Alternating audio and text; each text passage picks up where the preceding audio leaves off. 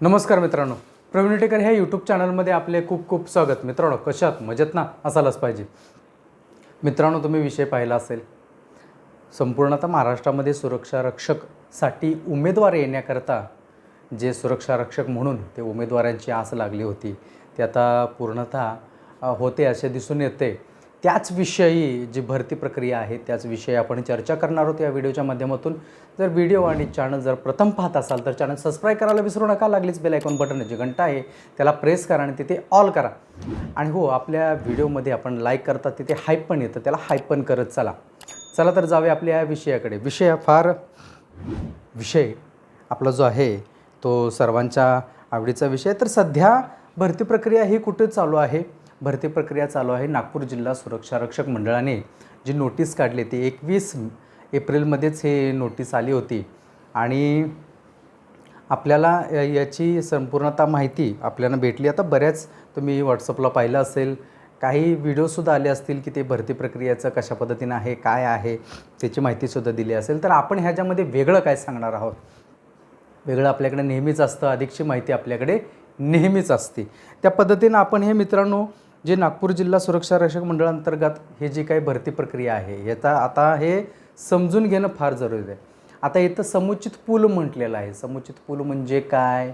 जर मागणी असेल तर आणि तरच त्या सुरक्षा रक्षकाला त्या ठिकाणी पाठवण्यात येईल. समुचित पूल म्हणजे मागणी आहे का? तर नाही आहे. मग काय करावं लागेल? जर वेटिंगवरती सुरक्षा रक्षक, प्रतीक्षा यादीवरती सुरक्षा रक्षक एक असा जमाव करून ठेवायचा, त्याला भरती करून ठेवायचे. क्लिअरली आणि स्पष्ट त्याच्यामध्ये त्या जाहिरातीमध्ये म्हटलेलं आहे. नोकरीच्या मी नाही, जर मागणी आली तरच त्या ठिकाणी सुरक्षा रक्षक पुरवलं जाईल. म्हणजे एखादा सुरक्षा रक्षक उद्या प्रतीक्षा यादीवरती असेल आणि त्यांनी म्हटलं की मला तुम्ही का नाही देत आहे, तर तो प्रश्न विचारू शकत नाही. त्या पद्धतीने ही आशा आहे, कारण त्यांनी आधीच त्याच्यामध्ये नमूद केलेले समुचित पूल. यांनी जर वेटिंगवरती तुम्ही असाल, तुम्हाला मागणी आली त्या ठिकाणी एखाद्या आस्थापनामधून, एखाद्या आणखीन कुठून तर मागणी आली तर त्या ठिकाणी ते सुरक्षा रक्षक वितरित केले जातील. याकरता याला समुचित पूल असंच म्हटलं जातं. आता याची शैक्षणिक पात्रता काय आहे आणि काय, ह्या सगळ्या काय गोष्टी समजून घ्या. पण आता 21 तारखेला हे सुरू झालेलं आहे. 28 मेपर्यंत याची अंतिम जी काय मुदत आहे ती आहे. वेबसाईट, तुम्हाला ही वेबसाईट आहे, आपण सुद्धा खाली तुम्ही पाहत असाल की वेबसाईट कशा पद्धतीची आहे त्याच्यामध्ये माहिती दिली. आणि वेबसाईटमध्ये गेल्यानंतर तुम्हाला तुमचा युजरनेम आणि पासवर्ड हा क्रिएट करावा लागतो. नेहमी लक्षात ठेवा, युजर पासवर्ड जो आहे तो आपला सांभाळून ठेवा. कारण तुम्ही म्हणाल की अरे हा भरती प्रक्रिया आता आहे, मग फॉर्म कधी, मग वर्षभरानं त्याला नंतर सुरुवात ज्यावेळेस होईल त्यावेळेस सर्वता तुम्हाला त्याच्यामध्येच येईल. तुम्हाला त्या साईडवरती जाऊन तुमचं लॉग इन वगैरे टाकून त्याच्यामध्येच तुम्हाला पात्र आहात की नाही आहेत. कारण तुम्हाला जे काही डॉक्युमेंटेशन मागवलं असेल, जे काही तुमचं खरं असेल त्याच्यामध्ये पडताळणी केल्यानंतर तुम्हाला त्याचा कॉल येईल, ते त्याच्यामध्येच कॉल येईल, त्याला नोटिफिकेशन त्याच्यामध्येच येईल. सर्व काय जे काय तुम्हाला पत्रक पुढचे पाहिजे असतील ते त्याच्यामध्येच येईल. समजा नंतर तुमचं ग्राउंड झाल्यानंतर तुम्हाला ज्यावेळेस मेडिकल आणि हे करायचं असेल तर त्यावेळेस त्याच्यामध्येच तुम्हाला पत्र, त्याच्यामध्येच नोटिफिकेशन, सगळं काय त्याच्यामध्येच तुम्हाला येईल.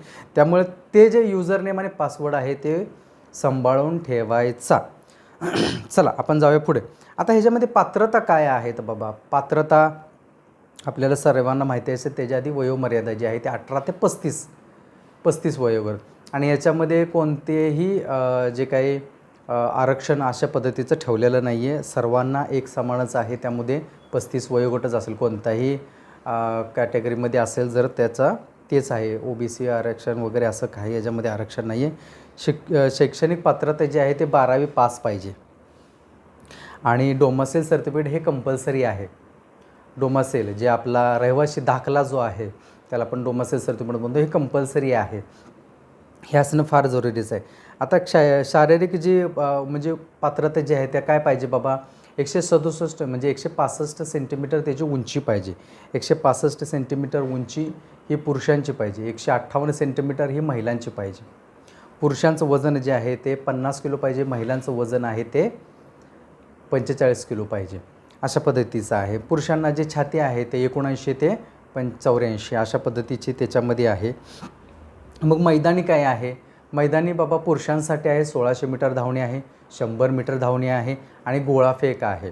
आणि महिलांच्यासाठी 800 मीटर धावणे, 100 मीटर धावणे आणि गोळाफेक अशा पद्धतीचं हे सर्व काही ह्याच्यामध्ये दिले. आणि ते गुण पण आहे त्याच्यामध्ये. गुण जे आहे ते 100 मार्क्स आहे. 100पैकी तुम्हाला 50 तरी मार्क्स पडले पाहिजेत. 100 गुण आहेत त्याच्यामध्ये, तर ते 50 तरी पडले पाहिजेत तरच ते पास केलं जाईल असं त्याच्यामध्ये आहे.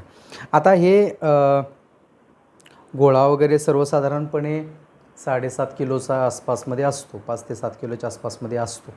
हा प्रॅक्टिस करा, धावण्याचं प्रॅक्टिस करा, धावलं पाहिजे. कारण इथं ना मित्रांनो सगळ्या काय गोष्टी कशा आहेत माहिती आहे का, आपण कहाणी तर ऐकतोयच.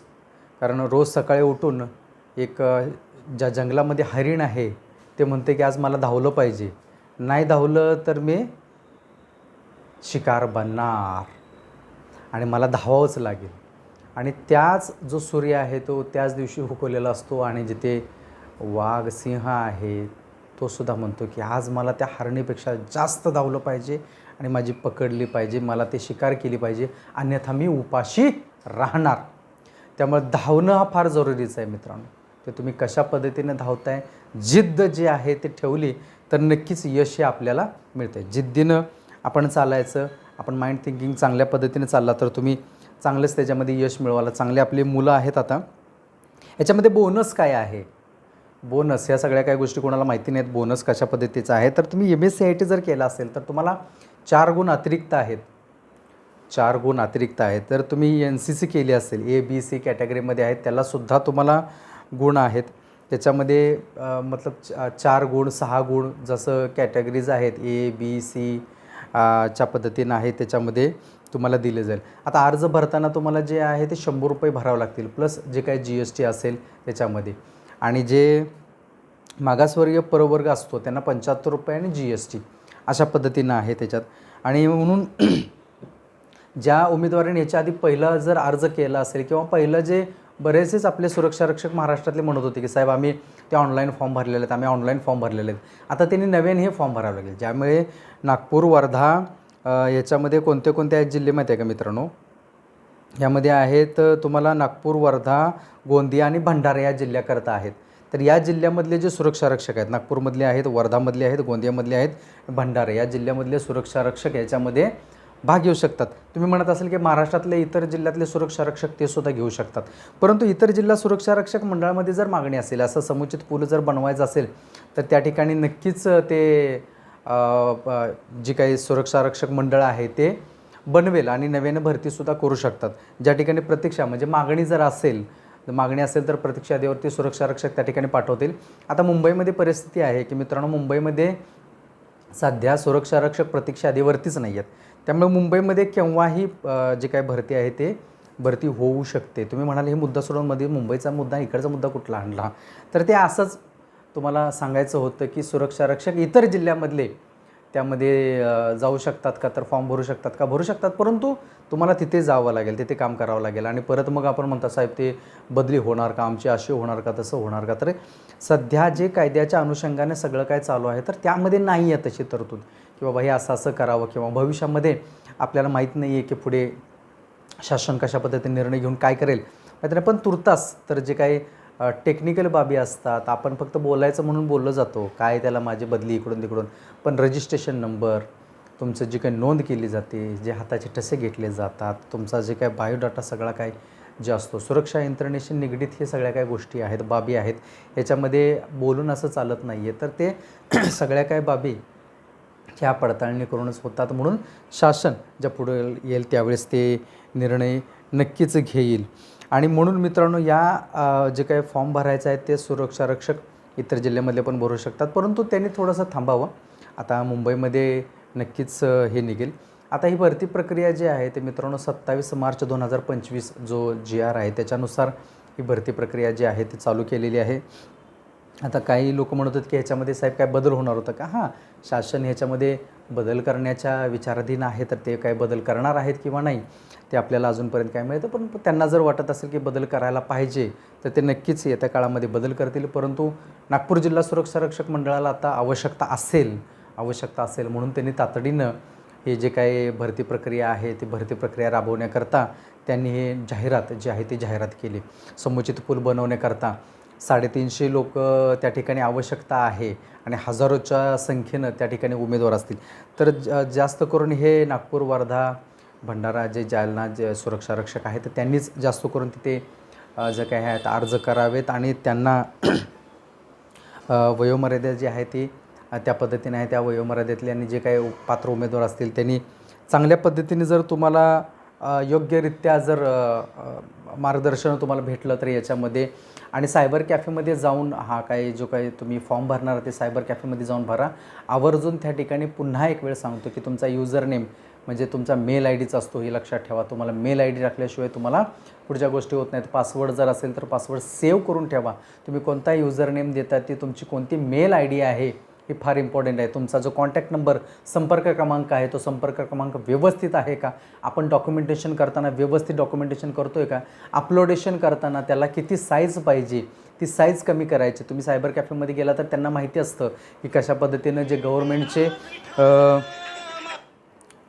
हे केलं जातं त्या ठिकाणी ज्या काही डॉक्युमेंटेशनची साईज असते ती साईज जी असते ती साईज तुम्हाला त्या म्हणजे काय म्हणतात त्याला KB मध्ये किंवा JPG फाईल्समध्ये ह्या अशा काय पद्धतीची असते तर ती सायबर कॅफेवाल्याला चांगली माहिती असते. तर त्याच्याकडे जाऊन तुम्ही ते भरलं आणि डॉक्युमेंटेशन सगळं केलं आणि आपल्याच अकाउंटमधून जी काही जी रक्कम आहे जी फॉर्म भरायची आहे ती कट झाली पाहिजे आणि त्याच्यामधूनच ते सर्व काही झालं पाहिजे. ही पात्रता आणि ह्या सगळ्या काही गोष्टी आपल्या लक्षात आलं असेल. अधिकची माहिती जर तुम्हाला पाहिजे असेल तर आपला व्हॉट्सअप क्रमांक आपल्या सर्वांना माहीतच आहे आणि डिस्क्रिप्शनमध्ये मी नेहमी व्हॉट्सअप क्रमांक नाही पण तो आराताई नंबर आहे. आराताई आपण वापरत असाल तर आराताई ॲप्स घ्या आणि मला तो माझा जो संपर्क क्रमांक दिला आहे त्या संपर्क क्रमांक त्या आराताईवरती तुम्ही मेसेज करू टाका. व्हॉट्सअपला सुद्धा तोडीसतोड असं ते त्याच्यापेक्षाही भारी आहे. तोडीसतोड काय त्याच्यापेक्षा फंटास्टिक असं भारतामध्ये हे तयार झालेलं हे ॲप्स आहे आणि ते वापरायला सुरुवात करा. भारतीय आपण आहोत, आपल्याला गर्व असला पाहिजे की मी भारतीय आहेत म्हणून.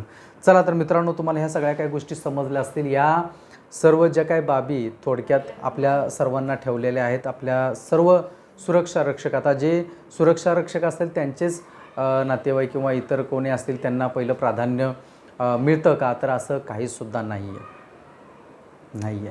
तुम्हाला उमेदवार त्या ठिकाणी जे काही ग्राउंड आहे ते ग्राउंड ज्या पद्धतीचं आहे आता ते कोणत्या क्लबला देतात, कारण मागील त्या GRच्या नुसार जे काही पोलीस क्लब जे काही आहेत म्हणजे जे पोलीस परेड नाही भरती प्रक्रिया जे घेतात त्याच ठिकाणी त्याच्याच पद्धतीने ते झाली पाहिजे असं त्याच्यामध्ये नमूद आहे. आणि त्याच्या पद्धतीने जर असेल तर त्या ठिकाणी ते तसं असणार, स्ट्रिक्टली असणार सगळ्या काही गोष्टी. त्यामुळे आपण ज्या काही गोष्टी पात्र असाल आणि व्यवस्थितरित्या आणि खरी जी काही माहिती आहे ती भरावी. आपण माहिती भरताना खरी माहिती तीच भरावी. तुर्तास थांबूया मित्रांनो. व्हिडिओ आवडल्यास लाईक करा, शेअर करा, चॅनल सबस्क्राईब करायला विसरू नका. जाता जाता भेटूच आपण पुढील व्हिडिओमध्ये. तोपर्यंत आपली सर्वांची काळजी घ्या. नमस्कार.